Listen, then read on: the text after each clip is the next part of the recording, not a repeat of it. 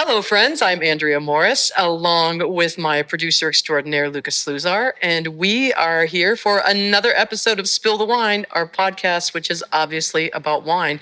And today, we are visiting a winery in the Niagara region that is a listener request. So, at the end of the podcast, when I tell you guys to send in who you think that we should visit, I do listen, and that is why today we are here at Southbrook talking to Bill Redelmeier. Great to have you here. And honest, it wasn't me that wrote in and said you should come to Southbrook. But I do think it's a great idea. It is a great idea because you have a beautiful property and you are one of the I think you are the only biodynamic winery in the area? We are. We're the only biodynamic winery. We're also the only what's called regenerative organic certification, or ROC, in Ontario as well. So in Canada, there's 2 or 3 biodynamic wineries, but none others in Ontario. There's one in BC, there's one in Quebec, and I think there's one in Nova Scotia as well. What makes a biodynamic winery different than an organic winery? Well, so to be biodynamic, you have to be organic to start. It's layered on top. Biodynamics, we plant, we harvest, we make wine using phases of the moon and the celestial calendar. We have to have animals as part of our production system. With the organics, you purchase manure. With biodynamics, you should be producing it. And a lot of the sprays we use in the vineyard are things like herbal teas, horn manure, manure tea, stinging nettle tea, chamomile tea, all those sorts of things. I used to say organics on steroids, but I think that's maybe the wrong message. Organics on tea. Yeah. It's really going back to a lot of, and I hate the term, old wives' tales. So it was actually, biodynamics was developed by Rudolf Steiner in 1924, before organics was codified. And he took a lot of the things that at the time people lived by. It's the way your great-grandparents made wine. They've gone out of favor, but you wouldn't believe the number of times I've told somebody about what we're doing, waiting for the moon, and they'll say, that's really funny. My grandfather used to tell me the same thing, that you can't rack wine during a full moon, and you're expecting your cold events like frost or cold event during the winter during a full moon as well. So it's amazing how powerful it is. But it's also really interesting. When I was growing up, every house had a calendar. There was a calendar in every kitchen, and every one of those calendars would always have moon phases. And now when you buy calendars, they don't show the moon phases. Yeah, that's true. We've gone beyond that, but I'm not sure we actually have. If you talk to any emergency room nurse or any elementary school teacher, and they'll tell you, oh yeah, kids go crazy. But we think that we're more advanced than that, so we've walked away from it. But I'm going to say there's about 1,000 wineries around the world that are certified biodynamic. I hate the word practicing. Certification means you're actually doing it. And a lot of the really top wineries around the world. 2 of the first growths in Bordeaux, a bunch of the wineries that you would go, holy shit, I would like to get a hold of a bottle of that, and they will be certified biodynamic. Now, is there, people naturally think organics, oh, it's going to be pricier. Biodynamics, oh, I guess your prices are going to be through the roof. Does that reflect to the cost of the wine? Yes and no. So you can't make cheap wine organically. That to me is the big thing. So we don't make the $14 and $15 wines that you can get from other places or other regions. But our Triumph line, for instance, is between $20 and $30. So the Triumph White that we're about to try, the second wine in, not the sparkling, is $19.95. It's available in some LCBOs. It's available online, and of course from the winery. And I always have a competition with people. Tell me what you think the grape varieties are in this. Oh, because it's not just a one varietal. It might be one variety. If I had to say it was a blend, I would say Riesling, Gewürztraminer, Chardonnay. It's a really good guess. Is it? It's 100% Vidal. Wow. But see, here's the thing. I don't really drink a lot of Vidal. Like I've never, in a wine tasting, I don't think I've ever been served a Vidal, except for now. Right. So I wouldn't really know that because I am not a Vidal. Vidal's not a wine I think about as just. So one of the problems we have in Ontario is we're trying to make cheap wine. And so the standard cheap wine to make for a white is frequently Vidal. The standard cheap red will be Cabernet Franc. And if you make cheap wine, you're over yielding, you're over pressing, you're doing all sorts of stuff to remove the good things out of the wine. Think about it. If you go most places and you see Baco Noir and you go, it's not very good, until you go to Henry Pelham, right? So what they're doing with Baco Noir is what we're trying to do with Vidal. Vidal is a great grape to grow organically, big, thick skins. If it's handled properly, it can be delicious. Did you like the sparkling? Yes. 100% Vidal. Love the sparkling. Yep, Yeah. 100% Vidal. I'm used to sparkling Vidal, but not flat. So really interesting because that has a really nice flavor to it. To me, what Vidal, properly made Vidal, low press, not trying to get the last few kilos or liters of juice out of a ton. To me, it smells and tastes like tropical fruit cocktail. And if you taste it really carefully and it's really good, you can taste the one maraschino cherry they used to put in every canned tropical fruit cocktail. It can be delicious. It's really got a nice color as well. It's really good as long as it's made properly. It's exactly the same to me as what Henry Pelham, the Spec Boys, are doing with Baco. They're putting the fact that you can make good Baco on the map. Yes, and their Baco. It's outstanding. Yes, it's absolutely outstanding. Yeah, because they're treating it as a good wine. They're not treating it as a second-class citizen. And yeah, you can do interesting things with Baco. We don't happen to grow any Baco. But, I use Henry Pelham as the example of, yes, if you do it right, you can make some really good stuff. Yeah, it's really cool that you're doing that with Vidal, though, because it really is, it's got a really nice flavor to it. And it means it can be under $20. Right? If it was Chardonnay or Riesling or anything else like that, it's got to be more than $20. Right. And so that, this is sort of the entry level for Southbrook. We're selling it what's called direct delivery to LCBO stores. If they want a case or two, they can order it directly from us.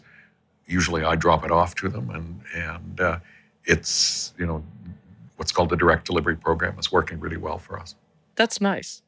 Kudos to you for giving Vidal a different life. Yeah. No, it can be really good.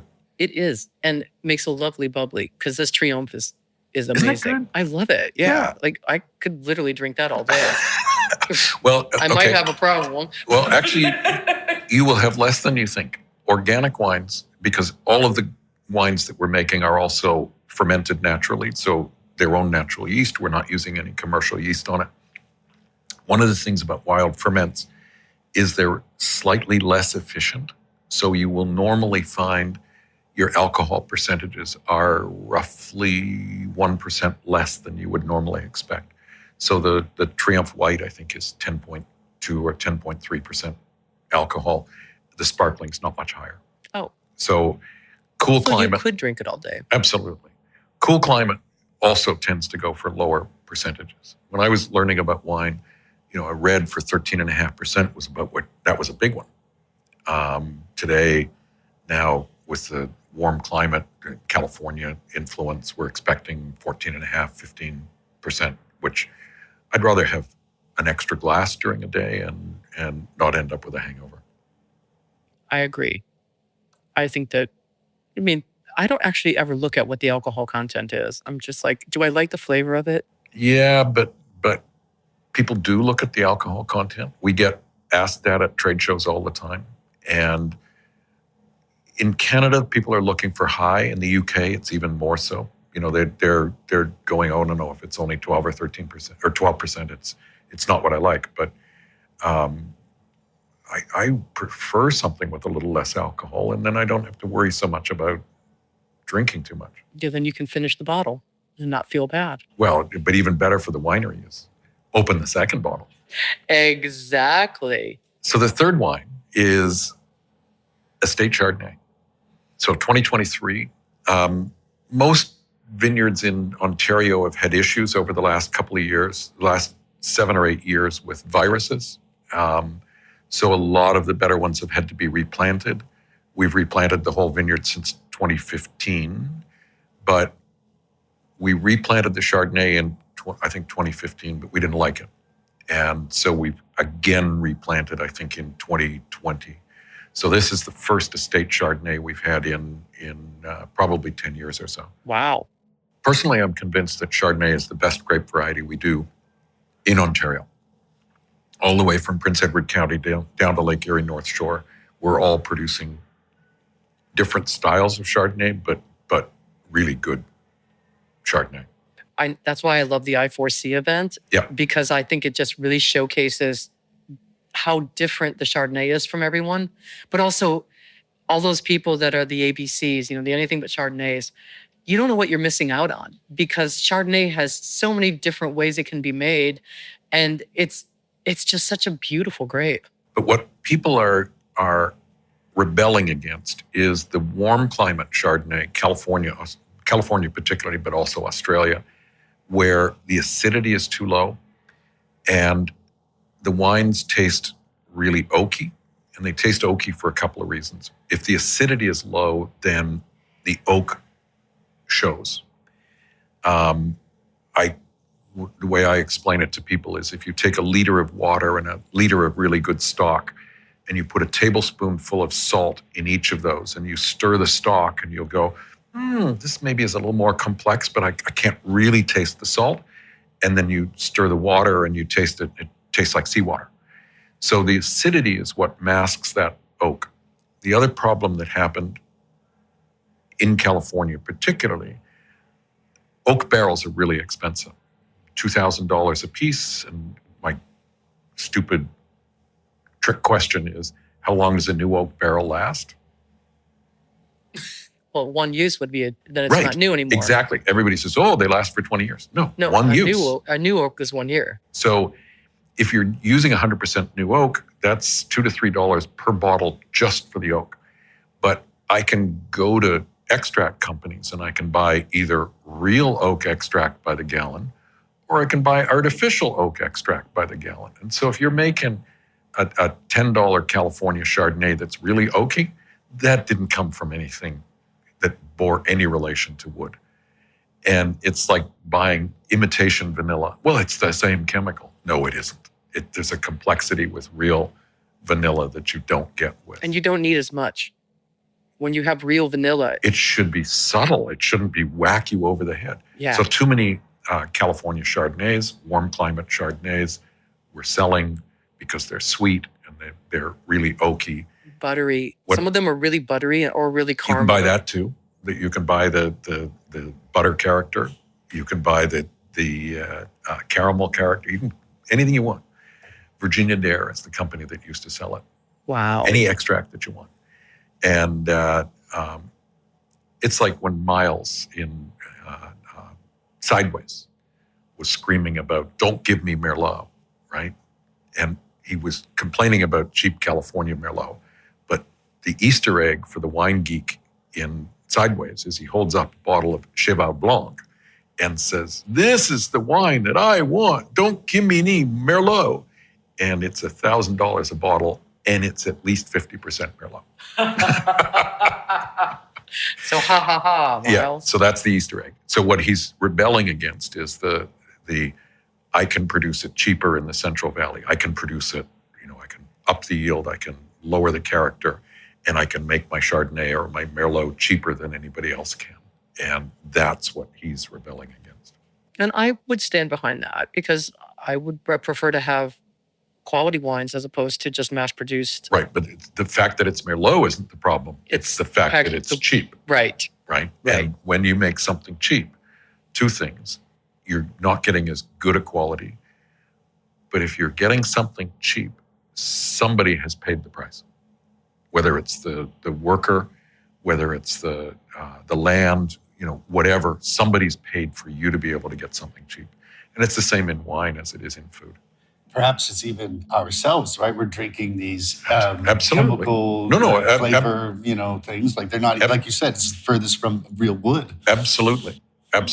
No, it's, and we have to recognize that, especially when we're buying a luxury product. Nobody's starving to death because they can't get a bottle of wine. So with a luxury product, that's the advantage. You can stand up and say, instead of buying 3 bottles of $10 wine, I'm going to buy a $30 bottle. Because I deserve it. Not necessarily every day. I don't know whether I want to drink a $70 bottle of wine like our Poetica, which you'll try. I'm not going to drink that every day because if I'm drinking it, I feel I've got to focus on it. And there's times when you want to sit down with your friends with a glass of wine, complain about what jerks your kids are and what an asshole your boss is. It's a perfectly good conversation. Right. And wine goes with that. Absolutely. But this Chardonnay is really nice. It's so soft.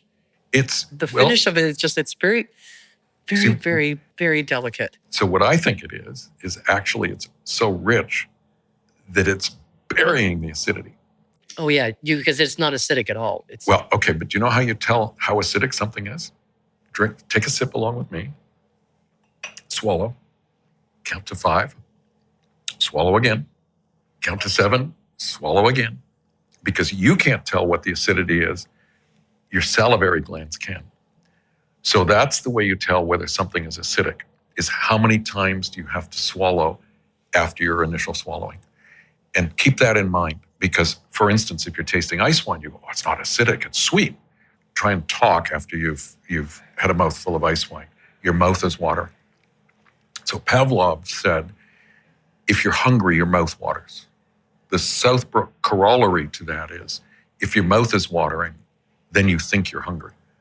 So restaurateurs love cool climate wines because they've got lots of acidity. The waiter comes over and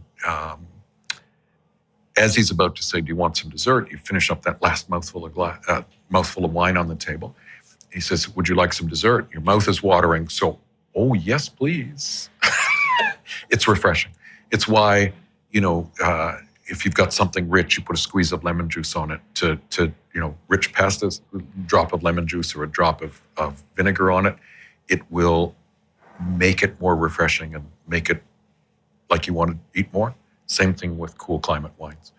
This is something you'll get in Ontario. You probably will not get coming out of California. When the grapes are ripe enough to be harvested, the sugars are higher and the acids are lower in California.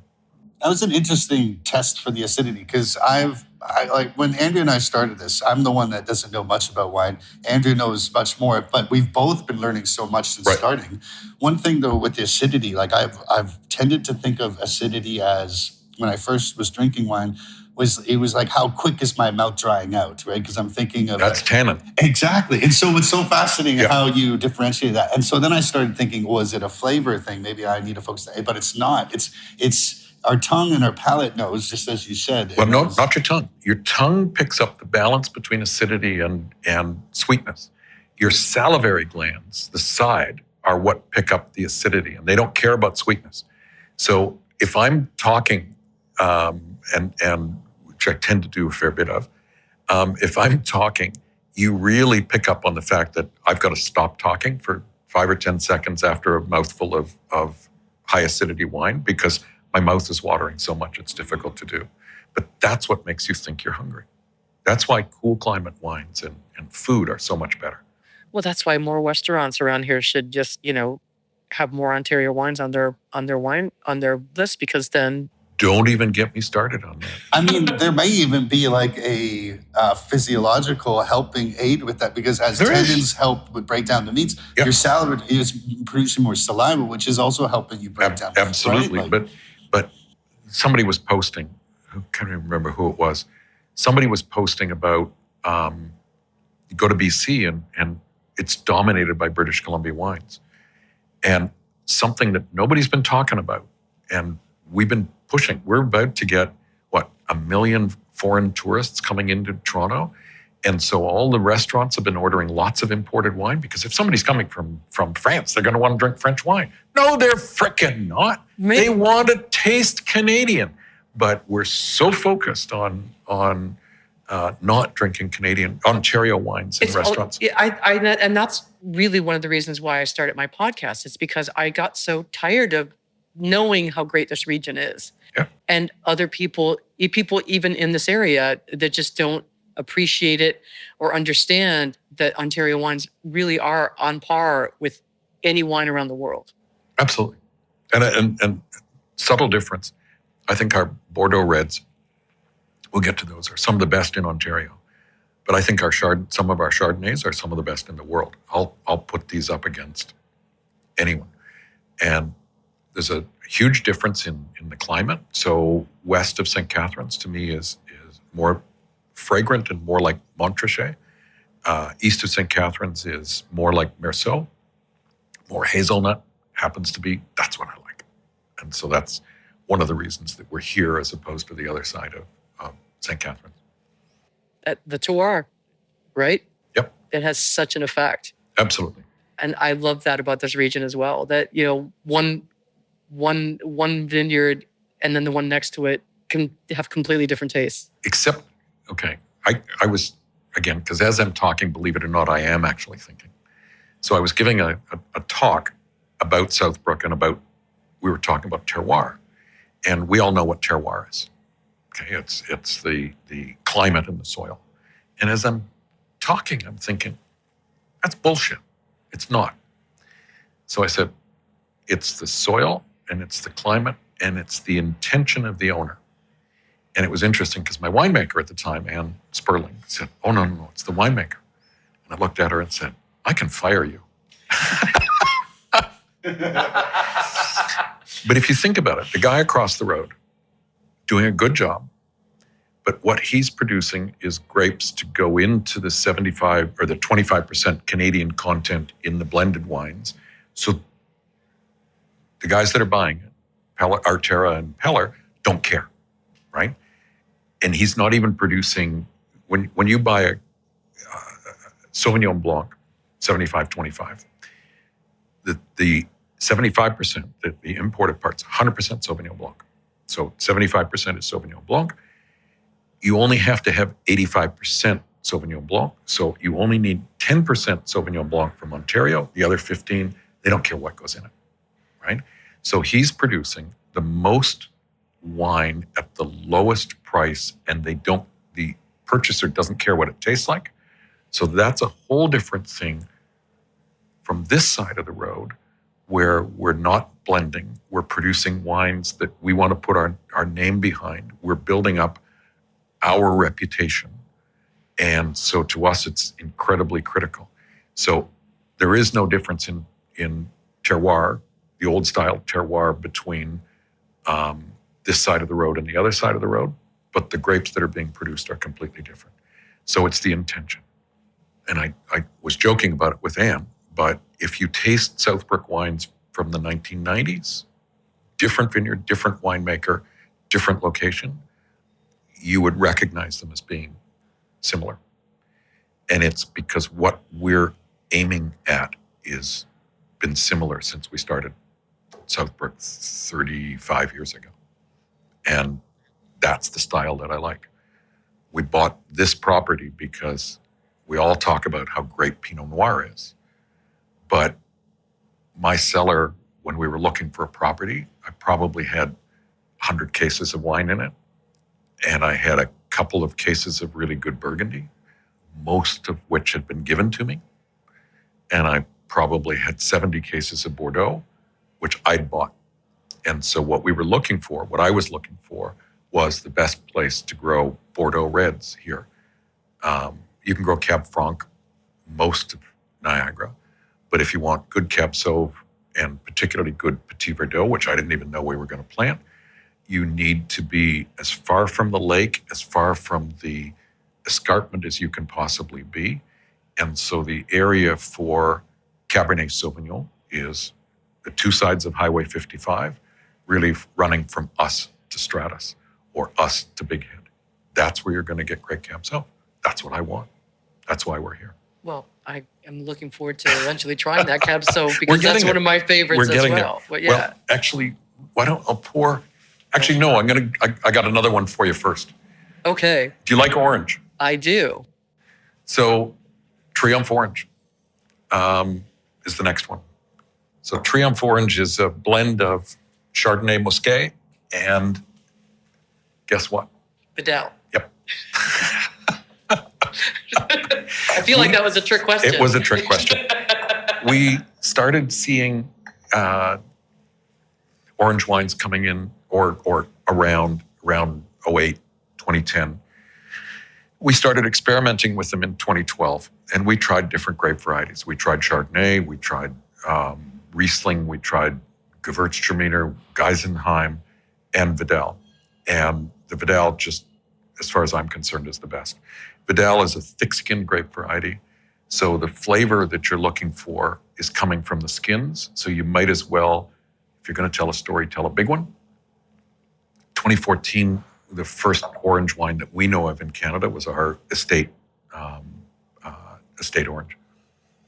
For those that don't know what orange wine is, when you make white wine, you can make it from any color of grapes. You harvest the grapes and you press them immediately because the color in grapes is in the skins. And the color is not water soluble. How do you know it's not water soluble? If it was, every time it rained, there'd be a red puddle underneath every bunch of grapes. So it's soluble in alcohol. So when you make a red wine, you have to use red grapes, or mostly red grapes. You break the skins, you start the fermentation, but you leave the skins, the seeds, sometimes the stems, all in contact with the fermenting juice. And over the next 2 weeks or so, the alcohol forms and it extracts the color, but also the flavors, the tannins, the terpenes, all the different chemicals that are in the skins. So what you do to make an orange wine is you do it exactly the same as you would make a red wine, except you use white grapes. White grapes aren't white. They're golden when they're harvested. Golden wine doesn't sound great. Orange wine sounds much better. Or legally, it's called skin-fermented white wine. It was not legal to make it under VQA regulations until about 2017. And Sperling, my winemaker, and I wrote regulations on how you would define a skin-fermented white wine. They were submitted to VQA and passed very quickly. So to the best of my knowledge, Ontario was the first place in the world to write regulations on what is a skin-fermented white wine. And I think it was July of 2017, we were now allowed to make it as a VQA wine. Because this is such a bright orange color as well. It is, because it's extracted all of the golden color out of the ripe grape skins. It's also really cloudy. Mm-hmm. And that's intentional because with organics, you can add sulfites to wine, but only at the end of fermentation. And the only thing you're using it for is as an antioxidant. So the lees act as an antioxidant as well. So we experimented. In 2014, we made the wine, but added no sulfites to them. We released the wine in 2015, and I told the staff, tell people that it's cloudy because we've left the lees there, and that means we don't have to add sulfites. I said, the first question everybody is going to ask you is, how long are they going to last? And your answer should be, you're on the same journey we are. We have no idea. But last year at a big raw wine fair, so focused on orange wines in Montreal, I opened a couple of bottles of 2014. So they'd been in the back of, they weren't even in storage. They were in the back of my office for 10 years and they were absolutely fine. They were delicious. No sulfites added. So if the wines are cloudy, we don't need to add sulfites. Now the problem is, when I smell this, I smell oranges. Yeah. Even though there's no oranges in it. To me, it's tangerine peel. And it's really appealing. Ha ha. But in Quebec, for instance, orange wines are huge. It's tart almost. Absolutely. Yeah. Oh, yeah. So it's very dry. Do you know why it's dry? Acidity? No. It's still got yeast in it. If there was any sugar, it would have re-fermented in the bottle. So It has to be taken right through. So there is no sugar left in it. and then it can be bottled on its lees. If we were to bottle it with residual sugar, then we would have had what's called a pet nat, a Right. sparkling wine, which we've done, but they're just a pain in the ass. They're delicious, but they're a pain in the ass. We did a whole episode on pet nuts, so we know. If you do them properly, they're really unpredictable. So you bottle them as they're in the middle of fermenting. So what you bottle in the morning will be more sparkling than what you bottle in the afternoon. You can get around that, but to me, then it's no longer a pet nat. Would that, we had this conversation earlier about the phases of the moon. Would that affect bottling? Oh, absolutely. Yeah. Absolutely. So It was funny because Anne was speaking to a group of bakers, and she got there late. And she apologized. She said, I was trying to rack my wine, but it's full moon, and it wouldn't settle down properly. And they all sort of went, phew, you are so full of crap. And she goes, you guys are bakers, right? And I'll go, yes. She said, how was your sourdough this morning? And they all go, everybody knows you can't make sourdough on a full moon.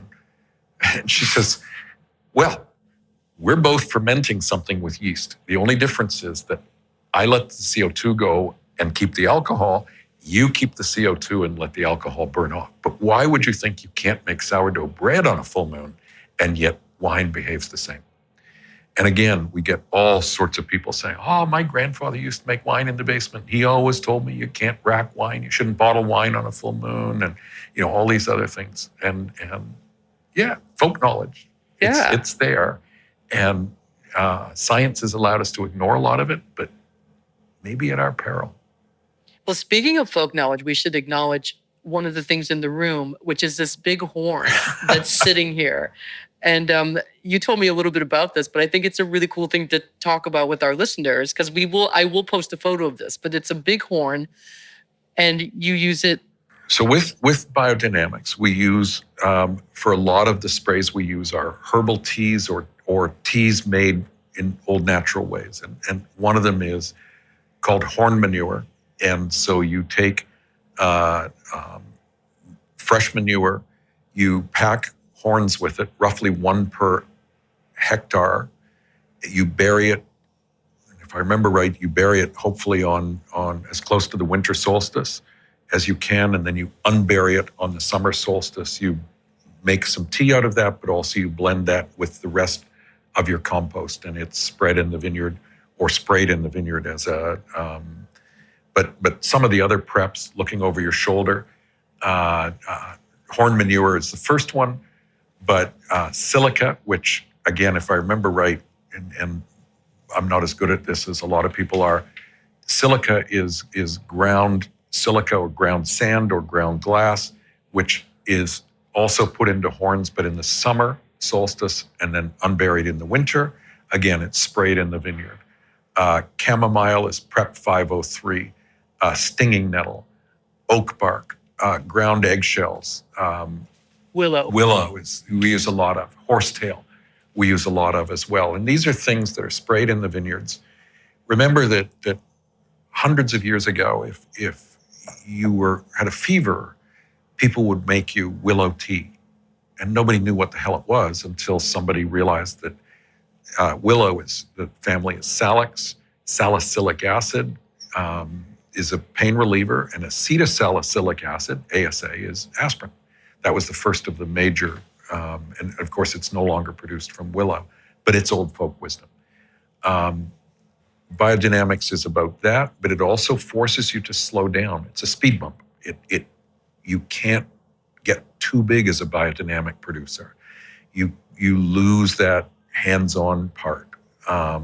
Same thing with organics. It's hard to scale. It's hard to grow 10,000 acres of organic grapes. It's much easier to keep it small. So that's one of the reasons that you're more likely to get higher quality. I'm so fascinated by all of the teas and all of the different things that you're using, because I find it really interesting. And also I'm thinking about my garden at home, like what can I steal from your ideas Absolutely. to use in my garden so I'm not using, those manufactured chemicals. I don't want that on my fruits and vegetables. Do you really want to eat that shit? No, that's why I usually try to use coffee grounds and, and anything that I can try to use that's organic to put in my garden. Yeah, compost. And you can buy compost, which is better than not using anything, using manure, that sort of thing to build up the soil. It's interesting, when we bought this property, the organic matter was around 3.5%, which is fairly standard in Ontario. Vineyards try and get it a little bit higher. We're running around 9% at this point, which is some of the highest results that the soil testers have ever seen. And, we're on heavy clay here. You wouldn't know it for this time of year, but during the summer when it bakes up really solid, I'm used to farming on clay north of Toronto, and in my garden, literally you would take a hammer to break down clods by July. Here you can just grab it and you squeeze it in your hand, and then it just crumbles into these beautiful, what the soil scientists call PEDs, which is like a dice size and dice-shaped cubes, and you can see the wormholes and the roots and the insect burrows and the life that's in the soil. It's amazing. And it's because we're not killing things. Every time you spray through with a fungicide, herbicide, an insecticide, miticide, you're killing all sorts of stuff. And you're taking everything out of balance. I think I was telling you earlier about gut health. And 20 years ago when I started talking about gut health, everybody looked at me as if I was disgusting. But today we get that gut health is incredibly important. And we know that using antibiotics is the worst thing you can do for gut health. Well, antibiotics aren't just the white pills that the doctor prescribes you. It's anything that ends in side, C-I-D-E. So herbicide, insecticide, fungicide, they're all antibiotics, and they're doing damage to your soil. So that's why we have to come here and drink your wines, because it'll be better for our body. You don't necessarily have to come here. Well, I would anyway, because I like your wines. Perfect. But what you should be doing, please, is if you're going to a winery and you like what they're doing, but ask them if they can go a little further as far as, being careful of the soil. And what happens is businesses start to realize something that's important when you give them feedback. I would come here except you are doing something that I don't agree with. That's how we get changes. And to me, that's what's really important. Go to an Ontario winery, because whether they're organic or not, I'd much rather see people drinking wine that their neighbors are producing as opposed to purchasing stuff from Australia, Chile, or the United States. I agree wholeheartedly. And then that's the next step that goes from there. But there was a study that came out last year that said that if you live within a kilometer of a golf course, you're 1.5 or 1 3/4 times more likely to come down with Parkinson's. Really? Because golf courses they use huge amounts of pesticides. Right. It's hard to do that talking about farms because they're not defined, but it's easy to define if somebody is within a kilometer of a golf course. And Parkinson's was used as a measure. That's really interesting. You mentioned earlier, and before the recording, you were talking about the willow line, I think, or the tree line. But also earlier in the conversation, during the recording, you mentioned very briefly about viruses around 2023, and everyone was kind of dealing with that. Yes. I'm just curious. Yeah, do you mind to expand? I hate to keep going to the next one, but I was curious about that. So there have been a couple of viruses that really became apparent about 2015. They'd been around for a while longer. One is called leaf roll. The other is called red blotch. And red blotch, you can tell fairly easily because the red grapevines will turn color 3 or 4 weeks before they should in the fall. The problem is that white wine grapes don't turn color at all. Leaf roll is harder to see. So it's been endemic, not just in Ontario, but all across North America. What does it do? It lowers the yield to some extent, but it delays the ripening. And if you're in California, who cares? You're picking in September instead of August. Doesn't really matter. But in Ontario, where we're already pushing, like we're normally picking, normal year, we pick more reds in November than we do in October, right? Well, if we're now 2 weeks later, we're not going to get this stuff. So in 2015, we replanted the first block and it was guaranteed to be virus-free, right? Well, it takes 5 or 6 years before the virus becomes apparent. The first year was full of virus. And at that point, we went to the nursery and we went, we've got problems. They go, it's not our problem. So you can see here, the first row, you can see some of the vines are tagged with orange. Those have got to come out this year because they're virused and we're going to have to replant. It doesn't spread particularly quickly, especially here. Warmer climates, it spreads quicker because there are some insects that are, here it's only, is it mealybug that spreads it and it does it slowly so we can get away with not ripping everything out at the same time. We're now having to buy all of our grapevines from Washington State because it's the only place that we actually trust they're virus-free. There was a place that was doing virus-free in Ontario, but it got bought out by another vineyard supply company, and we don't trust them. So everything's coming from Washington. But the Chardonnay that we had issues with, we just didn't like what it was producing. We weren't getting enough ripeness out of it. And rather than producing shitty wine, we decided it's better to bite the bullet and replace it. It's expensive, but everything we're doing is to make the best possible wine. Well, so far, so good.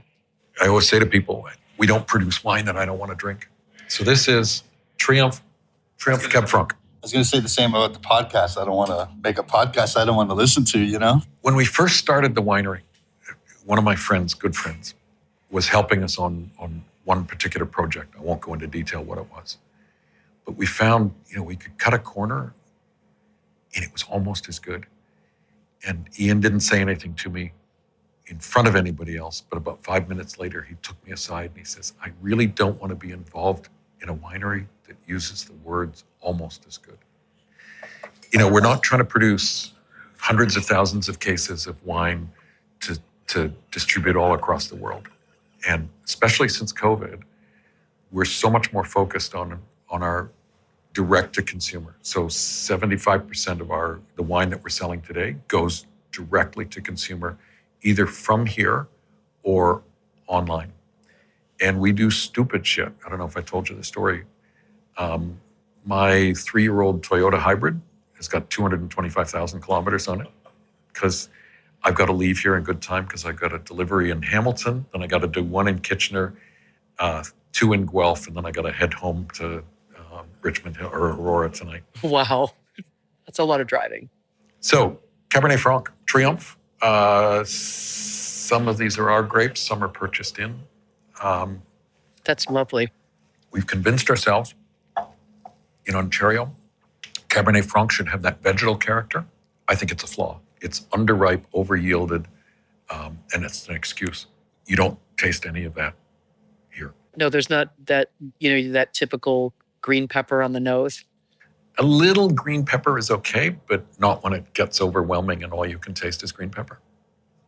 So that's our entry-level Cab Franc. It's really nice, really fruity. Absolutely. So a perfect wine to But sit. again, that nice softness to it, which I really like about your wines. That's a wine to sit with your friends and discuss what an idiot your boss is. So you can see the difference in color. I'm going to say... And which one is this? This is the Estate Cab Sauv. I'm just checking. Same year. 23? 21. 21. I don't want to release wines when they're so... I feel badly about releasing the Chardonnay because I think it's way too young. I would have rather kept it for a couple of years. If I'd had more Chardonnay, I would have. But so if you look at the color, there's a lot more depth of color and a lot more purple in the Cab Sauv. What we do is we select the best barrels, not the best barrels, but the barrels we think will last the longest and are the most intense. They go into estate or single vineyard. And then the lighter ones, isn't that exciting? It's very exciting. I love a good Cab Sauv. If you'd poured me... I could basically do a little cartwheel right now. If I could do a cartwheel. And you weren't wearing a dress. Yeah. If you had poured me this 20 years ago and said it was Ontario, I would have said you're full of shit. Right. But this is the wine that you don't talk about what an idiot your boss is. This is the wine that you talk about the wine. That's the difference between the Triumph and the single vineyards and estates. I love when you have friends that appreciate wine and you can just open a bottle and everybody just takes the sniff and then just kind of that collective sigh that goes around the room of, But oh, you collect yeah. you collect friends like that, right? And we had good friends years ago, and I would go into the cellar and pull some really interesting stuff out. And then when we went to their place, it was always Beaujolais. At Mama Saint, standard Beaujolais. And yeah, so we drank nice wines, but never really went into the cellar too much. But then I'm a member of a group. It's called the Last Wednesday 10. I don't know if I told you about this, but it's... No. So LW10, it's 10 guys. We meet on the last Wednesday of every second month, which means that it's 6 times a year. I did a tasting a couple of months ago. It was the 238th meeting. Oh my God. 6 times a year. Wow. We still have one original member who has missed 5 in the 238. So the secret behind it, first of all, when it's your tasting, it's up to you to come up with a dozen or 14 wines that tell a story that you want to tell. And the date never changes. You prepay. So if you can't go on the last Wednesday of May, it's up to you to find a replacement. And then he'll pay you get paid. It's not up to the organizer to get paid. So what's interesting is, sadly, one of our members passed away, which happens. And people have been bugging me because my son he's a sommelier. He's interested in wine. He has been a sub lots of times, and everybody loves him. And they've been bugging me, why don't you get Andrew to join? And I used to say, well, not until I die and he inherits my cellar. But we agreed a couple of months ago, and this is his tasting in May for the first time. And of course, he's using my cellar. And so I decided that because I got to recommend what he should be doing, I've got a few American wines in my cellar from over the years, and that this was the opportunity because he and I have spent a couple of trips down to California. And so they're mostly wineries that, not necessarily that we picked up the wine, but that he'd been to, and he gets to tell the story of what the wines are all about. So we put them together. We're having a mystery wine, which is actually the sparkling wine that we made for his wedding a couple of years ago. And then I think we've got an 85 and a 90 Mondavi Reserve. And, the cellars tend to be pretty deep. That sounds like an amazing night. It's fabulous. And then, so every 18 months, you're going in. And remember listening to a podcast, and they were talking about Emile Pinot. And he said, wine is amazing because the anticipation of buying a bottle of wine is a huge pleasure. And then every time you walk by that bottle in your cellar, it's a huge pleasure. Who am I going to drink it with? What am I going to drink it with? The anticipation of drinking it. And then the ability to pull out wines and to, again, tell the story. It's giving pleasure a third or fourth or fifth time. And some of these, the 85 Mondavi, for instance, I bought in 87 in Rochester. And I remember the day I bought it because I was with a friend of mine, and the guy from Century Liquor said, we're just getting the 86s in.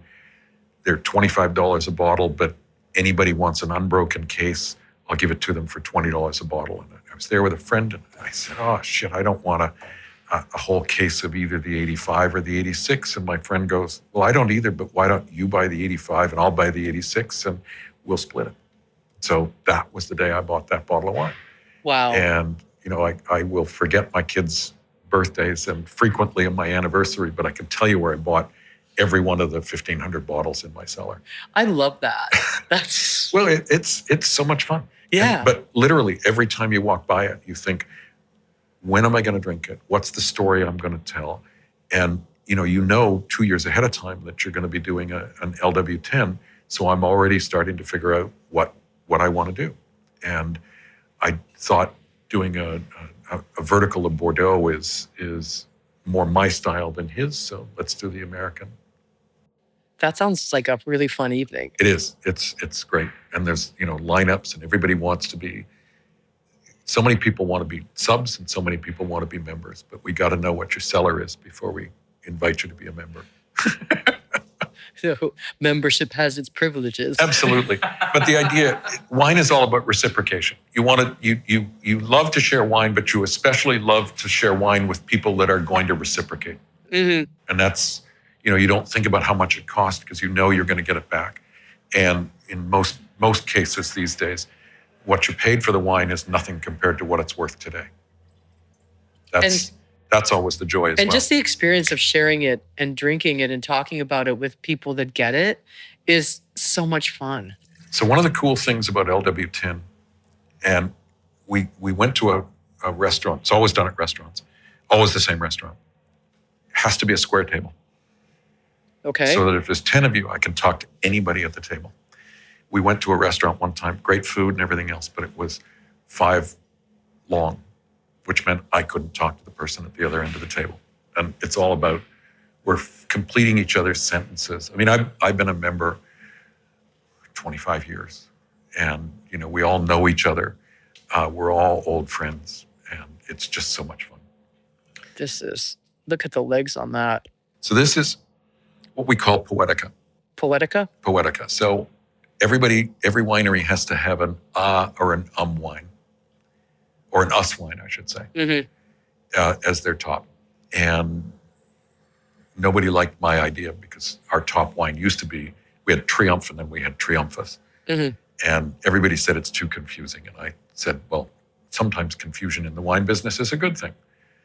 But anyway, so I was convinced that what we do, we didn't want to have an art label because they're hell to print and whatever, but that wine, architecture, poetry, typography are all arts as well. So if the year is good enough, we choose the best barrels, or the barrels that, not even the best barrels, the barrels that play well together each year to make Poetica Red, which is now a blend of Cab Sauv, Cab Franc, Merlot, Petit Verdot, so the Bordeaux Reds. Triumph Chardonnay, so this one's big brother isn't released yet, but the 23, we will do the first Poetica since 2016, Chardonnay. Oh. But not necessarily the best to drink today. The Poetica really does need some more time, even though it's 2020 as opposed to 2021. Again, your wines have such a beautiful softness to them. I would argue it's not a softness. Okay. It's a richness on everything else. That's what I mean. Yeah. It's no. But if you want to make, they are very rich. Absolutely. If you want to make something soft, you can either not put, like a meal, you can not put ingredients into it to make it soft, or you can add a bit of cream, which dulls down but still richens everything up. So to me, soft is Australian, no acidity. Yeah, it's just that the way it feels, it's like I'm like a little blanket on my tongue. Yeah. I got into the wine business having been a consumer, stupid line, but a couple of years ago, I was on the floor because I love talking to people, as you can tell. And somebody said, "Oh, you're a real connoisseur." And I didn't know why, but that really bugged me. I found it pretentious, but then I thought about it a little bit more. And connoisseur, it's nice having a classical education. Connoisseur comes from Latin and I think Greek, knossos, to know. So same root as knowledge. And the more you learn about wine, the more you realize you don't know much about wine. But the word amateur, which we think just means somebody who's not getting paid, it's not what it means. It comes from Latin, to love, amo, amas, amat, amamas. So I consider myself to be an educated amateur. An educated amateur. I like that. Yeah. This, I could have this Poetica and just have people over and just talk. Absolutely. But the other thing is, when I was learning about wine back in the 1980s, I fell in with a bunch of evil people who, I still see a lot of them, LW10 and stuff like that. And what was great wine was wines. The mark of a great wine was that it could age. When I was taking my WSET courses, half the book was Burgundy and Bordeaux. And what made them unique was the ageability of the wines. And so what we're trying to do here is make ageable wines. And wines that drink young, but also not trying to make cheap wines. I don't want to do that. I can't do that. I have no desire to do that. We started Southbrook as a roadside market, selling sweet corn and strawberries and raspberries up in Richmond Hill. And I met a bunch of people called the Farm Fresh Marketing Association. And one of the things that they were saying is that you can become really successful really quickly by being the cheapest sweet corn on the market. And you will be successful and busy until your neighbor drops his price. It's a spiral which you can't live through. You can also become successful by making the best. And then you are in control of your customers until you screw up. And I used to love it because first Saturday after Labor Day, we would sell 1,700 dozen cobs of corn. Like it was batshit crazy. And every year somebody would set up half a mile upstream from us and they would be there for a day or two and then they would just leave because we made sure that everything we sold was quality and qualities. So right from day one, other than one afternoon, we only ever sold Ontario products. One afternoon, a friend of mine was a corn grower in Markham, but he had a place in Carolina. And we thought it'd be really great to have corn for the long weekend, July 1st long weekend. And we put it up and we put a big sign saying, this is not Ontario. It's from a friend of mine who I went to school with, but he's from Markham. And our customer said, don't want that. So I actually took most of it back to him. He gave me my money back. Wow. And that was a lesson that we learned. It has to be the best. If it doesn't look good, get it the hell off the counter because it's going to slow down everything else.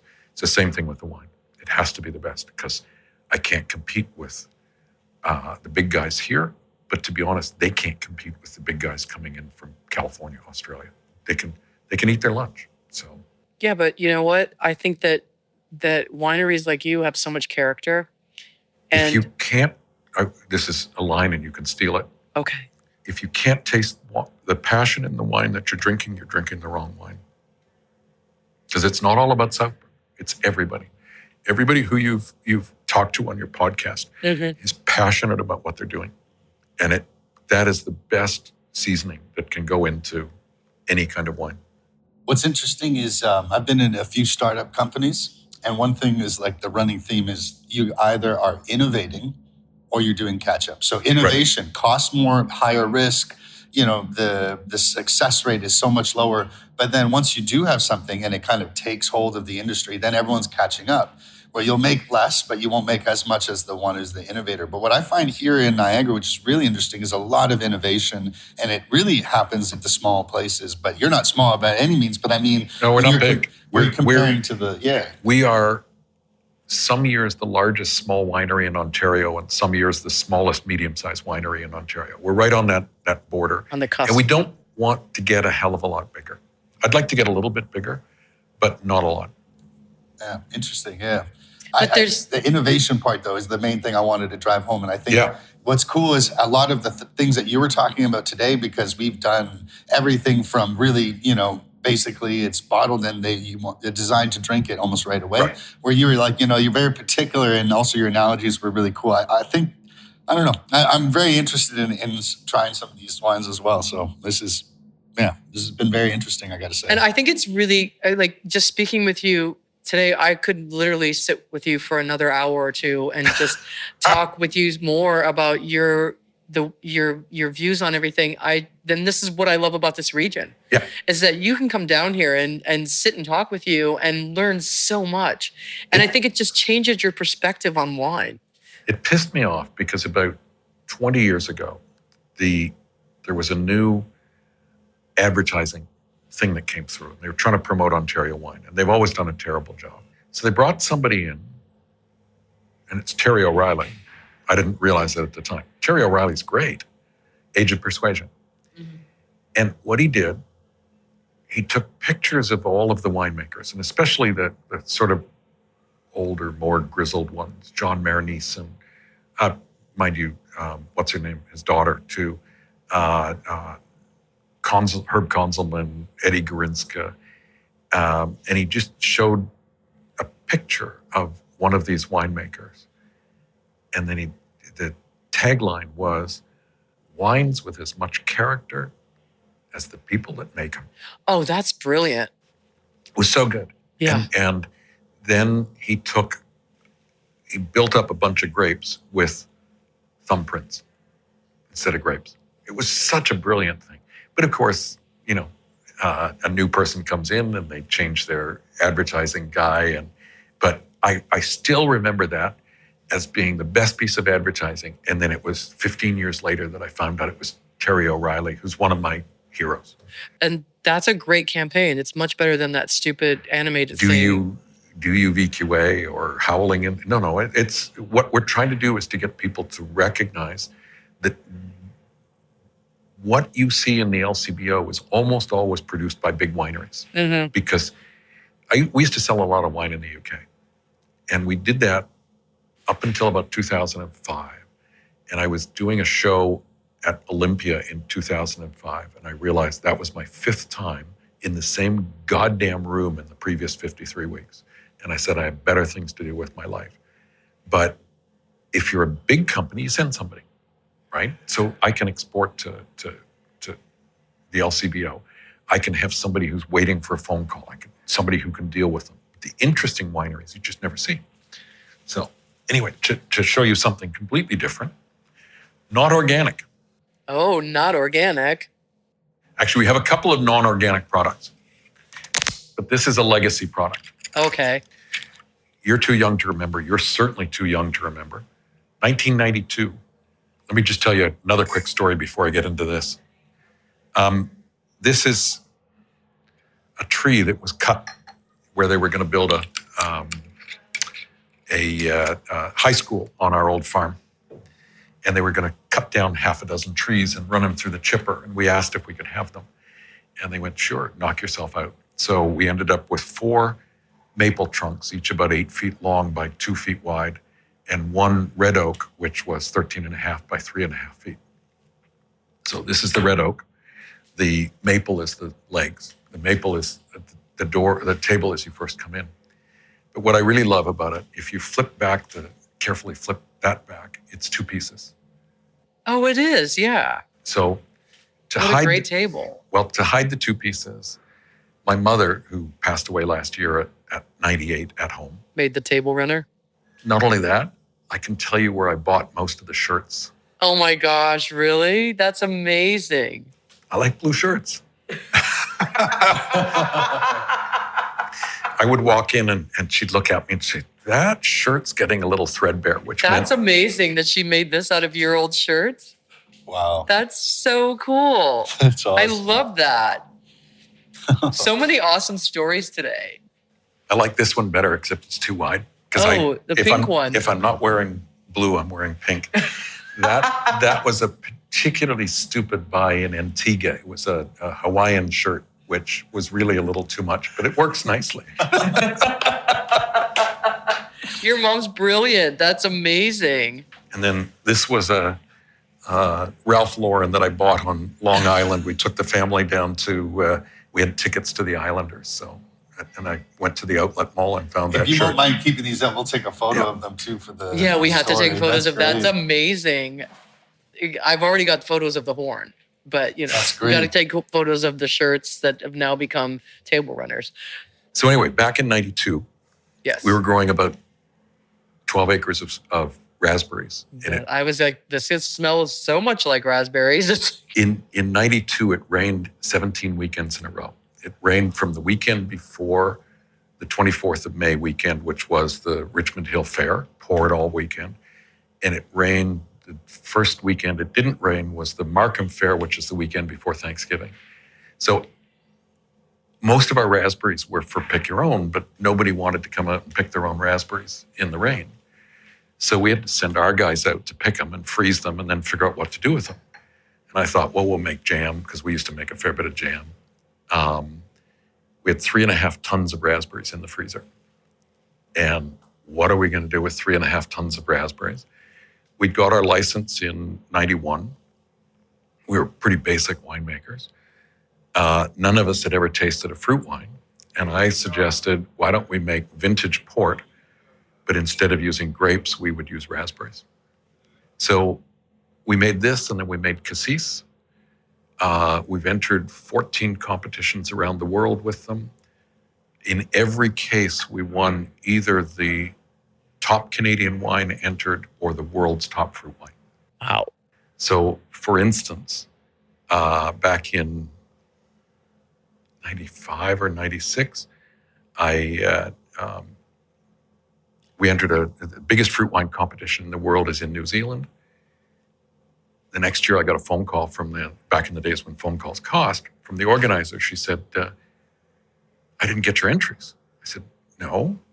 She said, why not? I said, well, last year you had 750 entries from around the world. Yes. We took first and third. Yes. Why would I ever enter that competition again? Because the odds of getting first and second are pretty small. Right. At the time, by far the biggest competition in the world was the International Wine Challenge, IWC in London. 25,000 wines a year. Only 2 fruit wines ever won gold medals, our Framboise and our Cassis. International Wine and Spirit competition, which was the old Vinexpo Bordeaux tasting. We took a gold medal, which I didn't think was a big thing, but it turned out it was only like 20 out of 2,000, 2,500 entries. Wow. That was an interesting one because it's the only competition that awards medals, but also releases the raw scores. So the top wine in the competition was Charles Heidsieck 1985 Cuvée de Millionnaire, 94 point something. This had 93. There were no 92s. And then all the trophies were 90s and 91s. Wow. So this finished second. This is, and you know what? I'm not a big fan of sweet wines or fruit wines, but this is. It's not sweet. It's not. It's tastes like raspberries. It does. But it's not, very specifically, it's not raspberry juice. No. Because when you eat a raspberry, you don't realize it, but there's that little cannon in the back, the bitterness in the back, that's got it. If you make juice, you don't get it. But this is fortified wine made from frozen raspberries. It's delicious. Absolutely. Yeah. So there's not enough organic raspberries in Ontario. So this is, now it's coming from Heenan's in London, Ontario. It's really beautiful. It's just got such that raspberry flavor just comes through. But should be a little cooler. I would have served it a little cooler. People always used to ask how long it lasts once it's open. Between say not very long. 4 minutes, 5 minutes. 4 or 5 minutes, yeah. You know what would be this would be really good in a bubbly. Put a little tad of that. Oh, absolutely. Little drop of that into. The other one is we got a really nice write-up in the British edition of Esquire magazine a few years ago because the guy, because they had a wine column, said that his guilty pleasure was pouring dessert wines over ice cream, and we were the only people that actually put it on the back label. Haagen-Dazs double chocolate. Oh. Whereas the cassis is better over a really rich vanilla. See, I'm even thinking this could be great with some vodka and make a nice martini out of that. Absolutely. With a couple of fresh raspberries in there and just... There's a writer called Oz Clarke. He's he was quite well known, English wine writer. And he was working for the importer of Plymouth gin. And they also did a vodka. And we were at the BBC Good Food Show because we used to show. And it was a lot of fun because we'd sell shitloads of it. Anyway, Oz is a really fascinating guy. But we spent one long evening after the show closed developing the perfect fruit wine martini. That was a lot of fun. I think that would be a great way to spend an evening. I could definitely do that. I could spend an evening and another day and another 3 or 4 hours chatting with you, Bill. Well, come because back. I have the feeling that we will help. Love to have you back. I would love to come back and speak with you again because you're a treasure of knowledge. And like even talking more about biodynamics and about everything else that you're doing here, it's mind-blowingly amazing, and you're a true gem. What we're hoping is that other people will pick up on the ideas, because my feeling in Ontario, if you try and chase cheap, it isn't going to work. I mean, if you're interested in wine, there's a company called Ciatti, Ciatti, and they're one of the biggest wine brokers in the world. Subscribe to their newsletter because it's telling you what is happening, prices, everything else. What's the trends in all over the world? And they are now listing generic red wines from Australia, finished, under 30 cents a liter. How Wow. can we compete? There was a big shift because Accolade, 2 or 3 years ago, everything was going pear-shaped in Australia. So Accolade harvested 250,000 tons of grapes in central, it's called Riverland. It's the generic area in Australia. And they had not agreed on how much they were going to pay for it. So what they wanted to pay was $150 Australian, $100 a ton US. And what the growers wanted was $300 Australian, $200 a ton US. Well, the minimum I'm allowed to pay for vinifera here is about $1,600 a ton. So how the hell can I, don't try and go head to head and compete with them. You've got to compete at a higher level. The Canadian electric car businesses could well be successful, but it's not going to be trying to compete with the Chinese at the low end. It's going to be high-end stuff, and people will pay for it. But try and go head-to-head with the Chinese, and forget it. It just won't work. So don't try and supply cheap wine. Try and, you've heard all the stories about wine consumption is down and everything's a disaster, and I'm sure you read all the articles about how terrible things are. There is one segment that's growing. That's organics. And 25 years ago, Labatt's, Molson's, Budweiser was complaining about how beer sales are down. What was actually happening is craft beer sales were down. Craft beer sales were way up. And so what's happening here, not millennials, Gen Zs, Gen Xs, I can never remember which is which, they're looking for a story. They don't want, and they'll buy a fake story, 19 Crimes, for a while. But what they really want is the story behind JL or the story behind, you pick all the stories and you've interviewed a lot of them. Those are the people that they're willing to support. They're willing to support craft beer. They're willing to support craft wine. And that's what we should be doing. And We can't compete on price. No, but your passion I can taste it in the wines. Absolutely. And just it's oozing through this whole conversation. It's been such a pleasure to sit and chat with you, and I look forward to doing it again. Well, it's been so much fun to allow me to stand up and pontificate. But that's the thing. It's like, right? That's why I love doing this, because hearing your story and associating it with the wines that I'm drinking, it's like I'm at one of your wine club things with, Absolutely. and But your cellar, you've opened it up to us, and we've had an amazing time with you. It's been a lot of fun. And thank you for all the work you're doing to promote Ontario, because we're doing a fabulous stuff. We're just really having issues with trying to get that story out. Well, you know what? We're in 75 countries right now, so we're doing what we can to let the world know that Ontario wines are spectacular. We're making really great wines. I probably told you, and I'll just tell you quickly, the story of getting Canada House back in 2010. Yeah.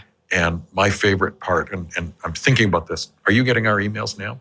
Yes, I am. I've been reading. I read the last one all about Canada House, so that was good. Well, did you pick up who's the first person their first professional wine tasting. That was the quiz on the bottom. I didn't get to that. So there's a bunch of pictures in that Michael Vaughan article. Was that the guy that was it? Was that him? Well, he's the person that put the tasting on. Right. He's a wonderful guy, but I phoned him to ask him a quick question, and 45 minutes later, he's worse than me. These are the pictures that he's included. And of course, he doesn't say who anybody is, but that is Jancis Robinson. It's her first professional tasting. Wow. That's amazing. And it's funny, I actually, just to check that I was saying the correct thing, I found the copy of her autobiography, which has been sitting in my, she was on a tour and she was at the cookbook store, I think in 97, which is when she released her autobiography. And I'm a groupie, so I went and I got her to sign a book, and I introduced myself as being from Southbrook. And she looked at me and she said, "I love your framboise." But then I looked at the book carefully, and it's not my book. She dedicated it to Andrew, who is my son, who at the time was 6, now is 35 and a sommelier. Wow.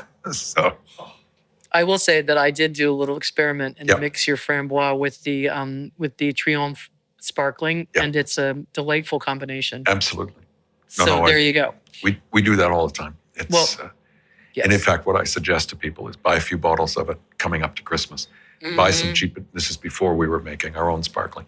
Buy a case of cheap and cheerful sparkling wine from somewhere.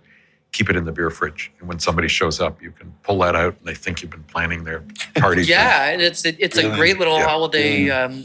aperitif. We used to sell containers of this to the UK. I might have to take some. My brother would really love this. First wine, Ontario wine sold in Harrods. Wow. And I have a picture somewhere to prove it. The first Ontario wine sold in Harrods was the Framboise. Framboise. That's amazing. I love Harrods. I used to live in the UK, so I know. Oh, Harrods is terrible. I know, but it's fun. You have to go there once and just try it. You have to. Yeah, but then you go to Marks and Sparks and then and do your real shopping. all my Marks and socks are from Sparks. Marks and Spencer's. Marks and Sparks. I'm not going to show you. All my underwear is from Marks and Spencer's. And Listener, if you ever go to the UK, everyone knows in the UK you always buy your underwear from Marks and Spencer, but in, Marks and Spencer, which we call Marks and Sparks. in central London, just south of Piccadilly is Jermyn Street, runs parallel, and that was where you used to buy your shirts and shoes, as opposed to Savile Row, which was where you bought your suits. And I didn't buy any this time, but there's a shirt company called Charles Tyrwhitt, and it's 4 shirts for £150, and every shirt past that is £25. Wow. So last time I was there, I bought 10. So that's Yeah. these. They're beautiful. And someday there'll be a table runner. Yeah. No, sadly my wife, Oh, so my your mother mom- passed, but Well, we have to find someone else to do it. I agree. Well, I Bill, you've been an absolute delight to talk to. Thank you. Thank you so much for taking the time. Thank you for these amazing wines and for your dedication to biodynamics and really changing the world through wine.